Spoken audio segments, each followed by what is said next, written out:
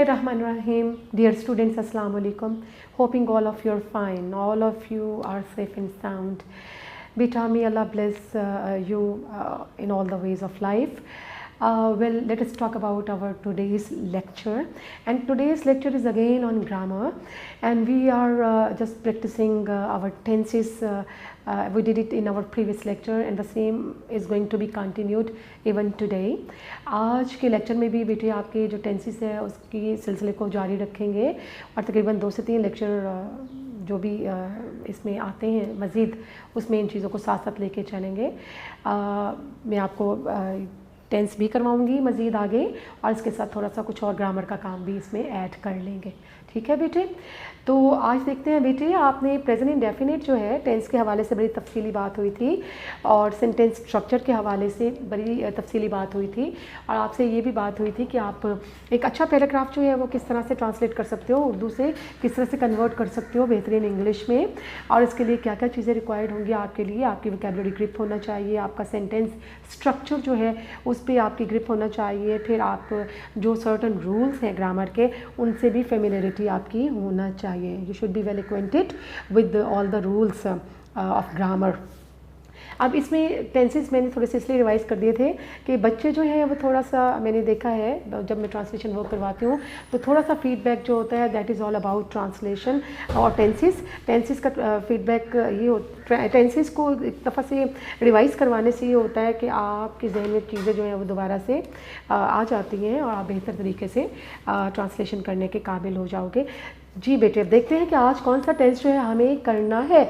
आपने present indefinite tense किया with active passive, इसी तरह से आपने किया प्रेजेंट कॉन्टिन्यूस टेंस किया विद एक्टिव पैसिव किया। ठीक है, एक्टिव और पैसिव मैं साइमल्टेनियसली साइड बाय साइड आपको करवा रही हूँ ताकि आपको ये याद रह जाए कि उर्दू में इसकी फॉर्मेशन क्या है, इंग्लिश में इसका स्ट्रक्चर क्या है। ठीक है जी, तो आज देखते हैं नेक्स्ट टेंस, और नेक्स्ट टेंस आपका होगा present perfect tense. Present perfect tense जो है पहले हम इसका एक्टिव वॉइस करते हैं फिर इसका पैसिव वॉइस करेंगे। एक्टिव वॉइस में हम लिखते हैं कि it shows an action that has been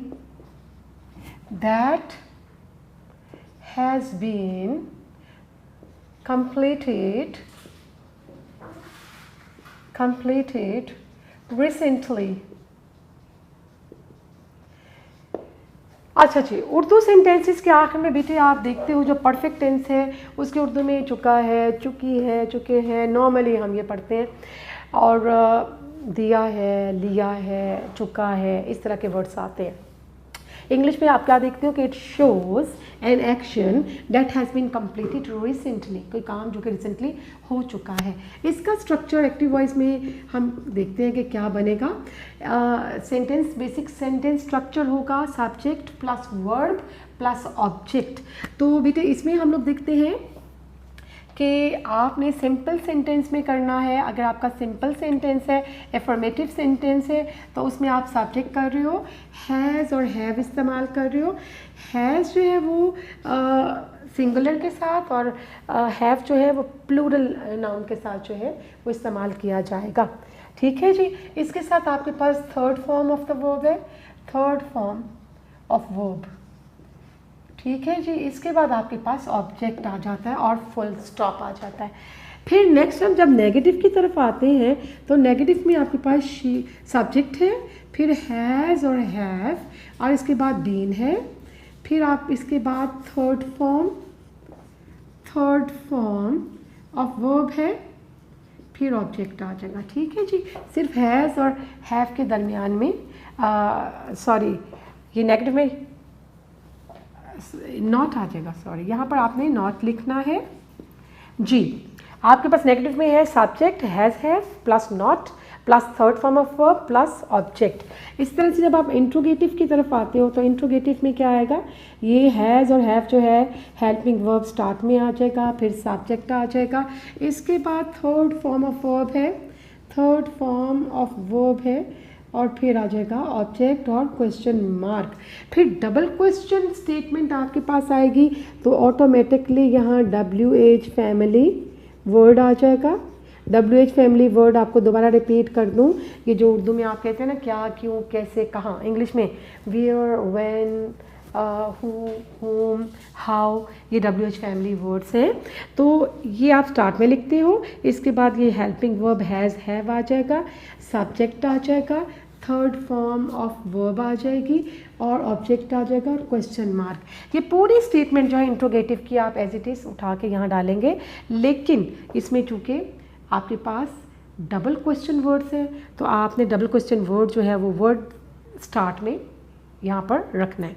ठीक है जी, ये आपके पास आ गया present perfect tense. It shows an action that has been completed recently और subject plus has, have plus third form of the verb plus object. और नेगेटिव बनाते वक्त क्या करना है, शी, सब्जेक्ट हैज़, हैव और इसके फौरन बाद नॉट और third form of the verb और ऑब्जेक्ट। और इंट्रोगेटिव में हैज़, हैव आ गया स्टार्ट में, subject, third form of the verb plus object और क्वेश्चन मार्क। और इसी तरह से WH फैमिली वर्ड जो है अगर आता है आपके पास डबल क्वेश्चन वर्ड स्टेटमेंट है तो WH फैमिली वर्ड जो है वो स्टार्ट में आ जाएगा और बाकी रिमेनिंग सेंटेंस आप लिख देंगे। जी बेटे, अब इसके ना थोड़े से हम लोग सेंटेंस कर लेते हैं। माली पौधों को पानी दे चुका है। माली पौधों को पानी दे चुका है तो हम क्या करेंगे, द गार्डनर, सब्जेक्ट इसमें कौन है, द गार्डनर। द गार्डनर और सिंगुलर नाउन है तो हैज़ और थर्ड फॉर्म हैज़, हैव के साथ आ जाएगी watered the plants. The gardener has watered the plants. और अगर इसी का नेगेटिव बनाते हैं तो gardener, the gardener has not watered the plants और interrogative has the gardener watered the plants. और डबल क्वेश्चन वर्ड के साथ statement, why has the gardener watered the plants.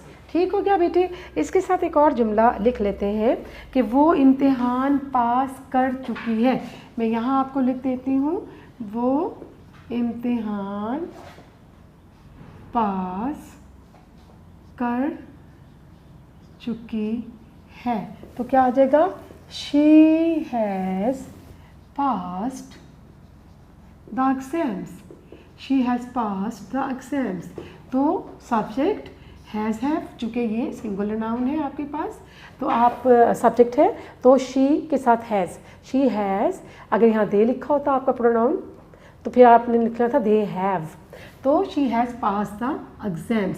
फिर है वो इम्तिहान पास नहीं कर चुकी है तो she has not passed the exams. क्या वो इम्तिहान पास कर चुकी है, has she passed the exams. वो इम्तिहान कहाँ पास कर चुकी है, where has she passed the exams. ठीक है बेटे, ये आपका टेंस हो गया कौन सा वाला, ये आपका टेंस है प्रेजेंट परफेक्ट टेंस और उसका एक्टिव वॉइस क्या, और एक्टिव वॉइस में आपके पास सब्जेक्ट था, हैज़, हैव था और थर्ड फॉर्म थी और ऑब्जेक्ट आ गया था। अब इसी का हम पैसिव वॉइस लेके चलते हैं। पैसिव वॉइस में आपने क्या करना है जी बेटा, इसी के पैसिव वॉइस के अंदर आपको जी इसके पैसिव वॉइस में बेटे आपने, चूँकि उसमें सब्जेक्ट मिसिंग होता है पैसिव वॉइस में, ऑब्जेक्ट से आप स्टार्ट करते हो, ऑब्जेक्ट से सेंटेंस, ऑब्जेक्ट आ जाएगा, ऑब्जेक्ट के बाद हेल्पिंग वर्ब है हैज़, हैव और एक और हेल्पिंग वर्ब का एक और हिस्सा बीन है, हैज़ बीन, हैव बीन और इसके साथ थर्ड फॉर्म है, थर्ड फॉर्म के साथ अब बाय और यहाँ सब्जेक्ट आ जाएगा और ये सब्जेक्ट का ऑब्जेक्टिव केस होता है हमेशा यहाँ पर, ऑब्जेक्टिव केस। ठीक है जी। अगर इसमें सब्जेक्ट मौजूद नहीं है जुमले में, ऑब्जेक्ट से तो वो शुरू हुआ है लेकिन अगर सब्जेक्ट मौजूद नहीं है उसमें तो आपने क्या करना है बेटे, आपने object has, have been, third form और रिमेनिंग सेंटेंस।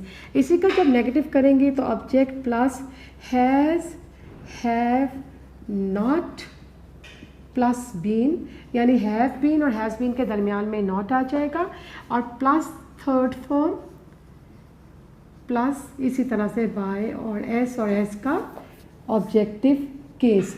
और अगर इसमें सब्जेक्ट बिल्कुल नहीं है सेंटेंस में तो आपने क्या करना है, रिमेनिंग, थर्ड फॉर्म के बाद रिमेनिंग सेंटेंस है। जब आप इसका इंट्रोगेटिव करते हो तो हैज़ और हैव, ये हेल्पिंग वर्ब पहले आएगा, ऑब्जेक्ट है, फिर बीन आएगा। हैज़ बीन, हैव बीन इकट्ठा आप जुमले के स्टार्ट में इंट्रोगेटिव में नहीं लिखते, बल्कि दो हेल्पिंग वर्ब हैं, तो हैज़ या हैव स्टार्ट में ऑब्जेक्ट है, बीन है, और फिर इसके बाद थर्ड फॉर्म, और इसी तरह से जैसे मैंने आपको पहले करवाया बाय और सब्जेक्ट का भी ऑब्जेक्टिव केस आ जाएगा। ठीक है, अगर सब्जेक्ट मौजूद है। सब्जेक्ट मौजूद नहीं है तो फिर has, have, object, been, third form, remaining sentence. अच्छा बेटे, अब इसी में डबल क्वेश्चन वर्ड के साथ भी स्टेटमेंट आ सकती है। डबल क्वेश्चन वर्ड के साथ स्टेटमेंट कैसे आएगी?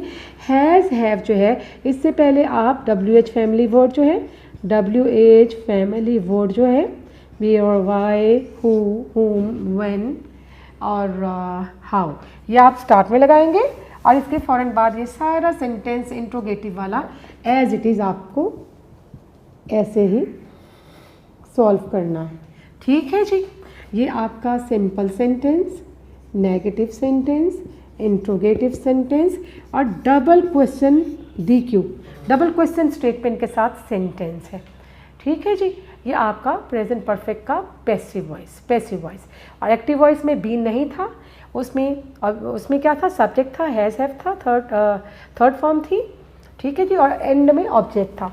और इसमें चूँकि सब्जेक्ट मिसिंग होता है और आपकी पैसिव वॉइस में ऑब्जेक्ट है, हैज़, हैव है, बीन है, थर्ड फॉर्म है, और फिर अगर तो सब्जेक्ट है तो बाय, और यहाँ पर सब्जेक्ट कन्वर्ट होगा ऑब्जेक्टिव केस में।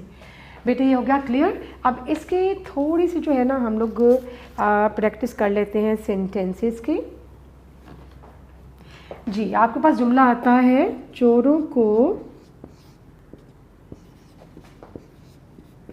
गिरफ्तार नहीं किया गया है। चोरों को गिरफ्तार नहीं किया गया है। The thieves have not been arrested. और यहाँ पर आपका सब्जेक्ट मिसिंग है कि किसने चोरों को गिरफ्तार नहीं किया, उसका जिक्र नहीं है, तो ये आपका पैसिव वॉइस है। चोरों को गिरफ्तार नहीं किया गया है, the thieves have not been arrested. आप लिख सकते हो नाश्ता तैयार हो गया है। नाश्ता तैयार हो गया है। The breakfast has been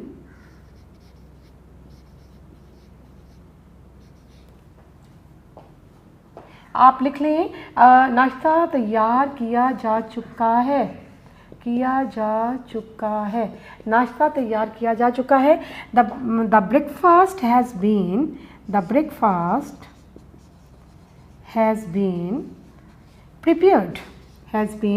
prepared. और किसने नाश्ता तैयार किया है, उस सब्जेक्ट का इसमें जिक्र नहीं है, तो ये आपका पैसिव वॉइस हुआ। The breakfast has been prepared. इसी तरह से बेटे आपके पास जुमला आता है कि मेरे कपड़े चोरी हो गए हैं। तो इसमें चोरी करने वाले का जिक्र नहीं है कि किसने मेरे कपड़े चोरी किए हैं, सब्जेक्ट मिसिंग है, तो ये आपका पैसिव वॉइस है। आपने इसको कैसे सॉल्व करना है? मेरे कपड़े चोरी हो गए हैं, तो बेटे सब्जेक्ट मिसिंग है, तो my clothes have been stolen. ठीक है जी, इसमें थर्ड फॉर्म भी आई, हैव बीन भी आया, चूँकि यहाँ पर प्लूरल नाउन था, तो my clothes have been stolen. बेटे ये आपका टेंस हो गया प्रेजेंट परफेक्ट टेंस, और इसका हमने एक्टिव वॉइस किया, इसका हमने पैसिव वॉइस किया। और अगले टेंस की तरफ आते हैं। अगला टेंस आपका जो है प्रेजेंट में, प्रेजेंट के आपने टेंस किए अभी तक, इंडेफिनिट किया, कॉन्टिन्यूस किया, परफेक्ट टेंस किया, आप परफेक्ट कॉन्टिन्यूस टेंस करते हैं। मैं इस बोर्ड को अरेज करती हूँ। तो प्यारे बच्चों, इसको आप देखिएगा, ये सब चीज़ें आप पढ़ चुकी हो, बहुत अर्ली स्टेजेस से आपको ये करवाई जाती रही हैं, लेकिन चूँकि बाज़ दफ़ा जब चीज़ें प्रैक्टिस में नहीं रहती तो वो चीज़ें जो है जहन से महव हो जाती हैं और यादाश्त में नहीं रहती हैं। इसलिए अगर उनको दोबारा से आप लोग प्रैक्टिस कर लेते हो तो फिर आप बेहतर तरीके से उन चीज़ों को सॉल्व कर सकते हो। जी बेटे, अब आपका टेंस आ गया प्रेजेंट परफेक्ट कॉन्टिन्यूअस।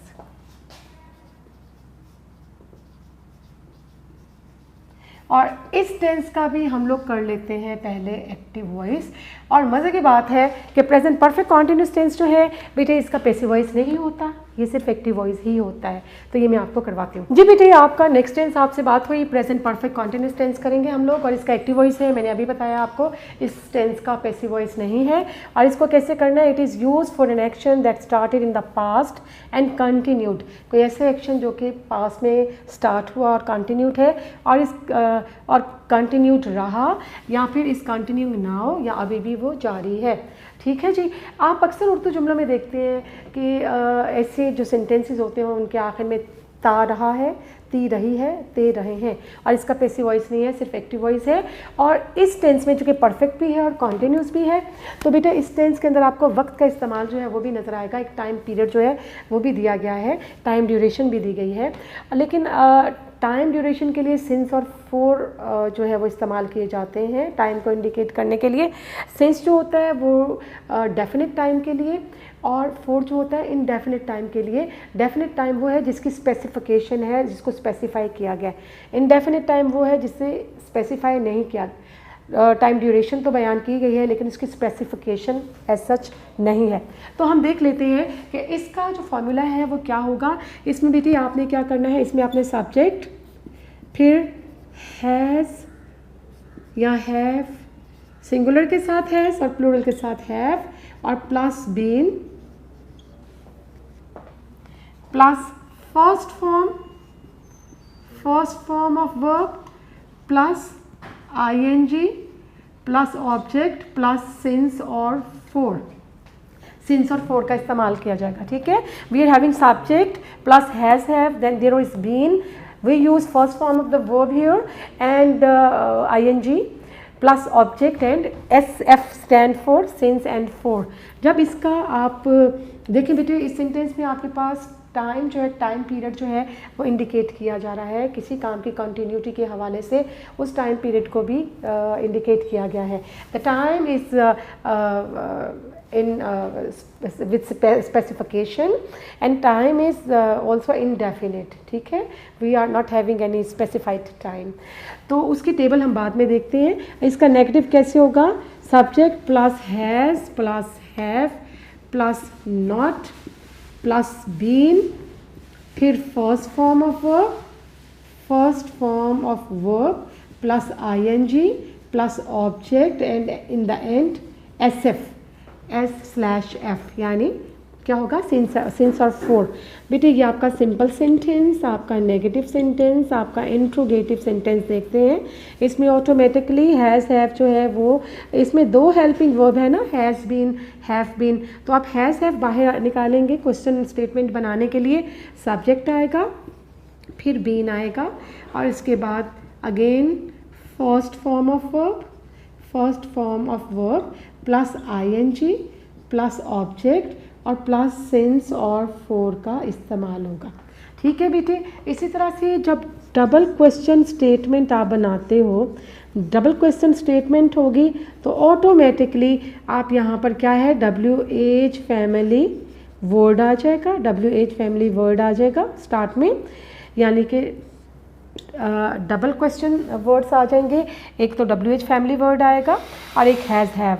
इसके बाद सारी इंट्रोगेटिव वाली स्टेटमेंट एज इट इज़ जो है आपने उसको लेकर चलना है, और क्वेश्चन मार्क एंड में लास्ट में इंसर्ट करना है, क्योंकि उसके बगैर जो है आपका जुमला जो है वो क्वेश्चन स्टेटमेंट को इंडिकेट नहीं करेगा, आपके वो नंबर कटने के चांसेस हैं।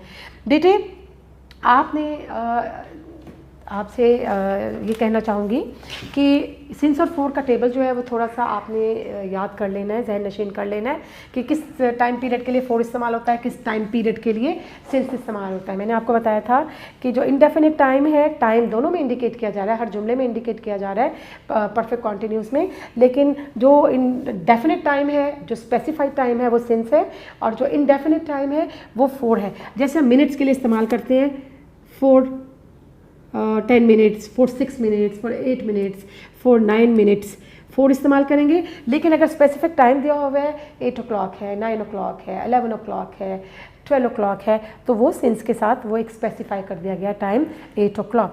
इसी तरह से अगर हम आवर्स की बात करते हैं, घंटों की बात करते हैं, तो 8 hours, 4 hours, 3 hours, 6 hours, ये डेफिनेट टाइम नहीं है। कौन से घंटे हैं ये कुछ पता नहीं चल रहा, एग्जैक्ट टाइम एलोकेट नहीं किया गया, इसके साथ फोर इस्तेमाल होगा। और अगर हम कहते हैं जो डे पार्ट्स हैं, दिन के हिस्से जो हैं, मॉर्निंग है, इवनिंग है, येस्टरडे है, इनके साथ चूँकि स्पेसिफिकेशन है पर्टिकुलर टाइम पीरियड की, तो ये इसके साथ हम सिंस इस्तेमाल करेंगे। फिर हम अगर डेज़ की बात करते हैं, डेज़ 5 days हो सकते हैं, 6 days होते हैं, 7 days हो सकते हैं, 10 days हो सकते हैं, 20 days हो सकते हैं। लेकिन अगर हम स्पेसिफाई कर देते हैं Monday, Tuesday, Wednesday, Sunday etcetera, तो वो एक स्पेसिफाइड टाइम हो जाएगा, उसके लिए सिंस इस्तेमाल होगा। इसी तरह से अगर हम मंथ्स के लिए इस्तेमाल करते हैं, मंथ्स कितने कोई भी हो सकते हैं, 6 months, 7 months, 12 months, 2 months। लेकिन अगर हम स्पेसिफाई कर देते हैं कि मार्च है, फरवरी है, अक्टूबर है, दिसंबर है, तो स्पेसिफिकेशन के साथ सिंस मार्च, सिंस अगस्त, सिंस अक्टूबर एट्सेट्रा। इसी तरह ईयर्स की बात की जाए तो वो कोई ईयर्स भी हो सकते हैं, 3 years, 8 years, 20 years, 50 years। अगर हम स्पेसिफाई ईयर कर देते हैं सिंस 1982, सिंस 1999, सिंस 2012, तो वो स्पेसिफिकेशन के लिए सिंस। इस तरह याद रखना है हाउ लॉन्ग जो इंडिकेट करता है टाइम पीरियड को, हाउ लॉन्ग वो अपने साथ लेगा टाइम इंडिकेट करने के लिए फोर। और जब हम व्हेन के साथ करते हैं टाइम पीरियड, उसमें स्पेसिफाइड नहीं है, लेकिन व्हेन जो है वर्ड, ये व्हेन वर्ड जो है अपने साथ हमेशा सिंस लेगा, सिंस व्हेन। और for how long, for when नहीं लिखा जाता, सिंस हाउ लॉन्ग नहीं लिखा जाता। For how long is the correct word is the correct usage here, and since when is the correct usage here। ठीक है बेटे, ये आपके पास आ गया प्रेजेंट परफेक्ट कॉन्टिन्यूअस टेंस। बेटे इस टेंस के थोड़े से जो है ना हम एग्जांपल्स जो हैं वो कर लेते हैं। वो 10 साल से इस शहर में रह रहा है, वो 10 साल से इस शहर में रह रहा है, तो क्या आएगा, he has been living in this city for 10 years। 10 years time period तो इसमें इंडिकेटेड है, लेकिन 10 पीरियड 10 years कौन से हैं, कब से कब तक के हैं। अगर हमें बताया जाता कि वो 1972 से इस शहर में रह रहा है, तो फिर हमने सिंस लिखना था कि he has been living in this city since 1992, 72, 85 etcetera. ठीक है जी, समझ में आ गया। फिर आपके पास एक और जुमला आता है कि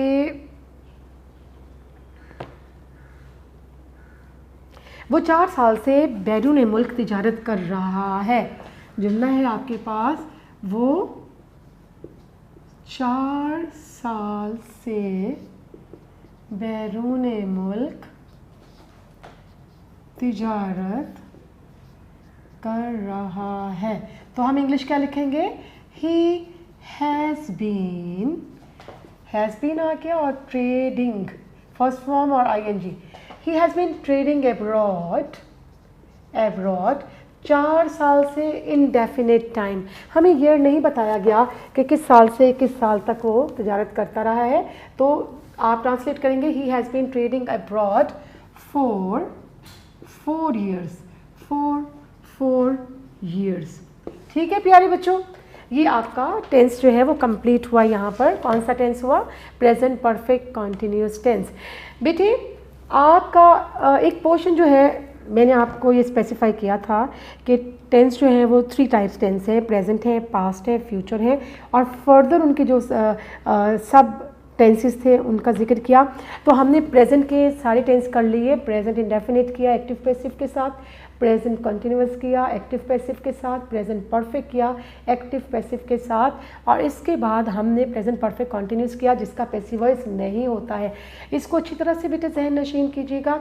मेरी कोशिश यही होगी कि आइंदा ये जो आपके साथ लेक्चर शेयर होगा इसमें हम लोग ये ट्रांसलेशन एक्सरसाइजेस करें, ये ट्रांसलेशन टेंसेस करें हम, और टेंसेस के अलावा जो है दरमियान में थोड़े इडियम्स के लिए अगर टाइम मिला तो वो भी करते जाएंगे।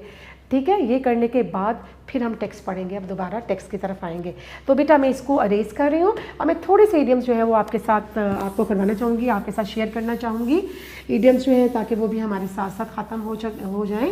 और अभी ट्रांसलेशन मज़ीद और नहीं करवाऊँगी इसलिए कि ताकि बहुत सी चीज़ें आपके जहन में मिक्स ना हो जाएं।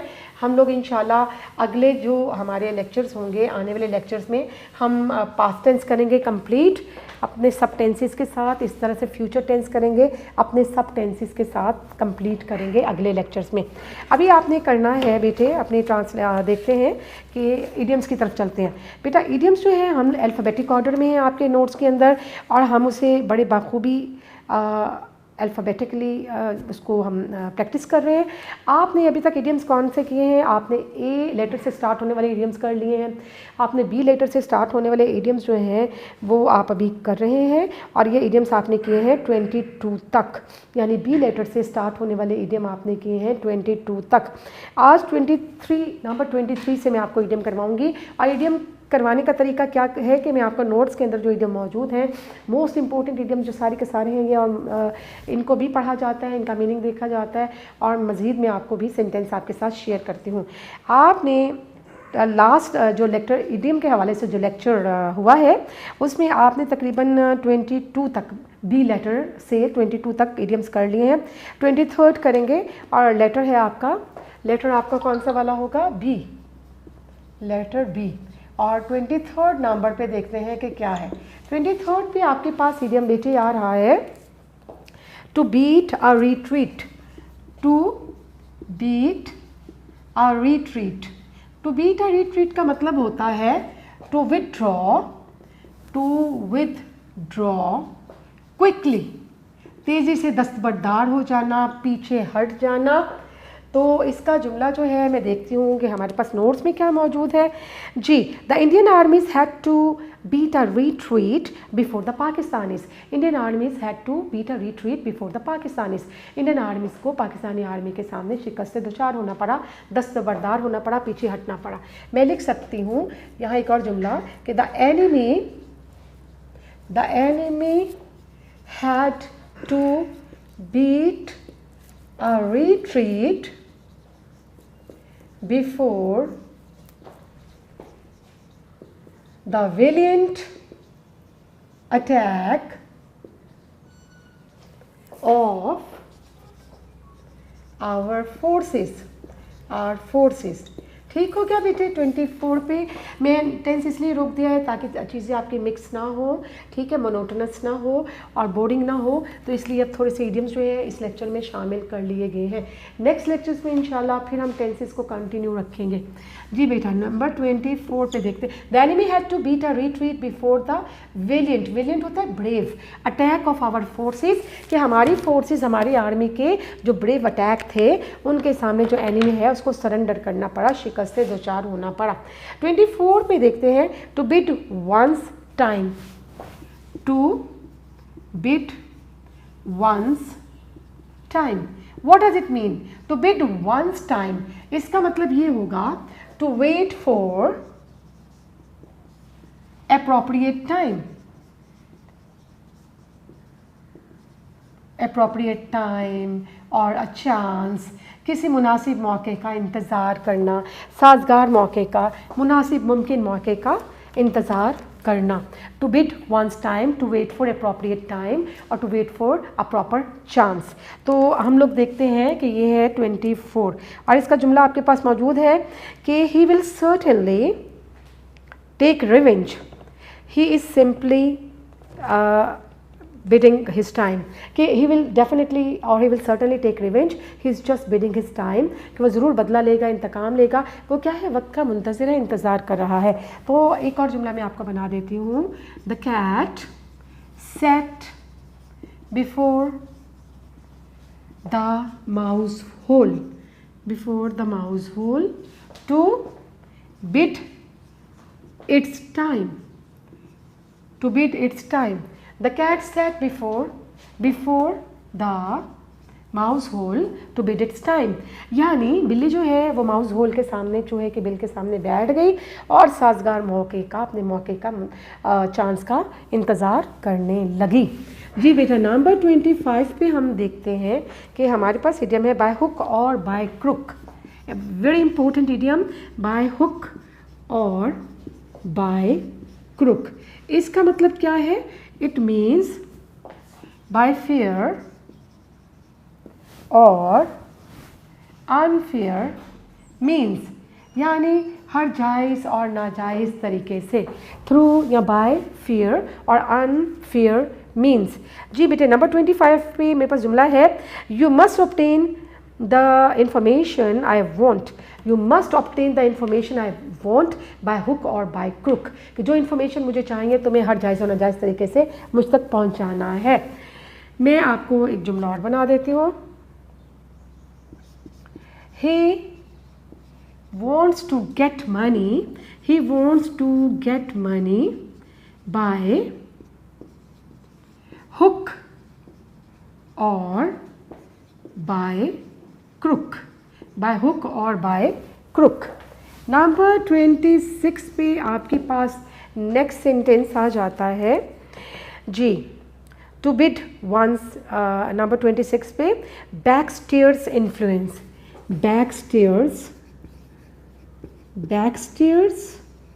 इन्फ्लुएंस। बैकस्टेयर्स इन्फ्लुएंस क्या होता है बेटा? It means a hidden pressure, a secret और हिडन प्रेशर, अ सीक्रेट और हिडन इन्फ्लुएंस भी हो सकता है और प्रेशर भी हो सकता है, प्रेशर। ठीक है जी, अ सीक्रेट और हिडन इन्फ्लुएंस और प्रेशर। तो इसका हम सेंटेंस देखते हैं, इसमें क्या लिखा हुआ है कि he owes his appointment to backstairs influence and not on merit. he owes his appointment to backstairs influence and not to merit, कि इसकी जो अपॉइंटमेंट है वो एक किसी असर रसूख के सबब हुई है, किसी पोशीदा दबाव के सबब जो है वो उसको मिली है, मेरिट पर नहीं है। तो उसकी जॉब जो है, उसकी जो अपॉइंटमेंट है वो मेरिट पे नहीं है बल्कि किसी पोशीदा असर का नतीजा है। तो हम इसका जुमला बनाते हैं, ही did not deserve this job. He did not deserve this job. It was only a backstairs influence.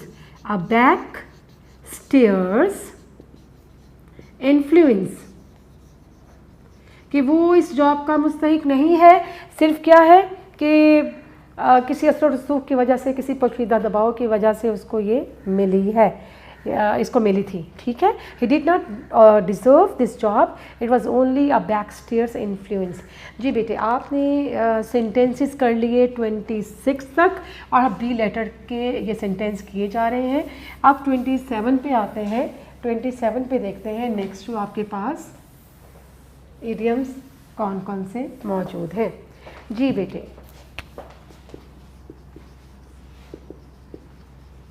idioms and idiomatic phrases। जी बेटे, 26 तक आपने कर लिए। 27 नंबर पे देखते हैं क्या लिखा है। It is a besetting sin. 27 a besetting sin. Besetting sin कौन सा होता है? अ प्रोवोकिंग सिन, यानी आपको बुराई की तरफ माइल करने वाला कोई गुनाह। ठीक है, अ अ प्रोवोकिंग sin। तो हम लोग इसका जुमला देखते हैं कि इसके अंदर जुमला आपके नोट्स में क्या बना हुआ है। It is gambling is his besetting sin। Gambling is his besetting sin। It has ruined him and his family। इसने उसे और उसकी फैमिली को तबाह कर दिया है। तो मैं आपको एक जुमला लिख के देती हूँ। Corruption is his besetting sin and it has destroyed him completely। ठीक है जी। Corruption is his besetting sin and it has destroyed him completely। Corruption जो है वो बुराई की तरफ जानिब उकसाने वाला उसका एक ऐसा सिन है जिसने उसे मुकम्मल तौर पर, ऐसा गुनाह है जिसने उसे मुकम्मल तौर पर तबाह कर दिया है। तो आपने बेटे इडियम्स कर लिए हैं कहाँ तक? 27 तक हो गए हैं। 28 नंबर पे आ जाते हैं। अ ब्लैक शीप, इम्पोर्टेंट इडियम, अ ब्लैक शीप। ब्लैक शीप क्या होगा? अ black sheep mean a disreputed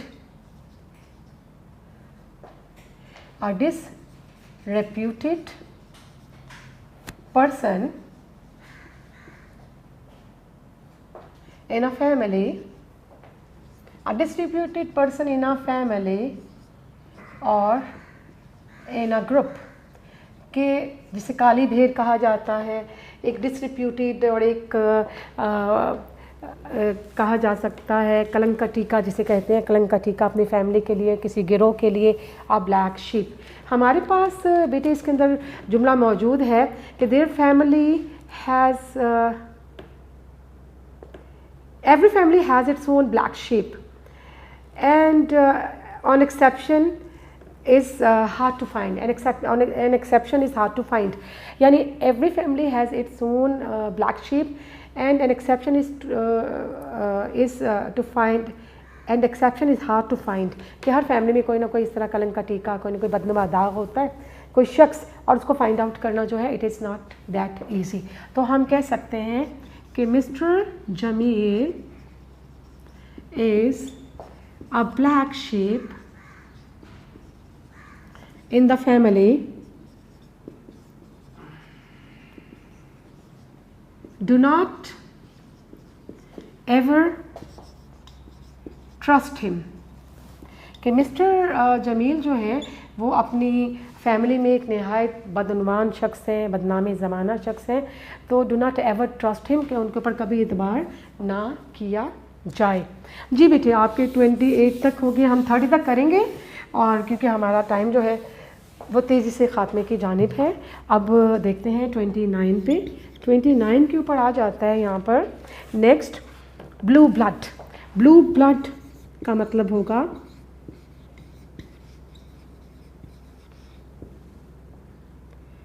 a person of a noble birth। Noble birth क्या मतलब? एक अच्छे ख़ानदान से ताल्लुक़ रखने वाला शख्स, ब्लू ब्लड। नजीबुल तरफ़ैन कहा जाता है जिसे। हमारे पास जुमला है Quaid Mohammad Ali Jinnah had blue blood in his veins. Quaid Mohammad Ali Jinnah had blue blood in his veins, कि कायद मोहम्मद अली जिन्ना एक बड़े अच्छे ख़ानदान से ताल्लुक़ रखते थे। तो यहाँ पर मैं जुमला आपको बना के देती हूँ कि Amina has blue blood in her veins and she will never let you down। कि आमिना बहुत अच्छे ख़ानदान से ताल्लुक़ रखती है और कभी भी आपको लेट डाउन नहीं करेगी, कभी भी आपको नीचा नहीं दिखाएगी, कार से नहीं देखेगी। Number 30 a blue stocking. Blue stocking, blue stocking क्या होता है? A blue stocking means scholarly and highly knowledgeable women and highly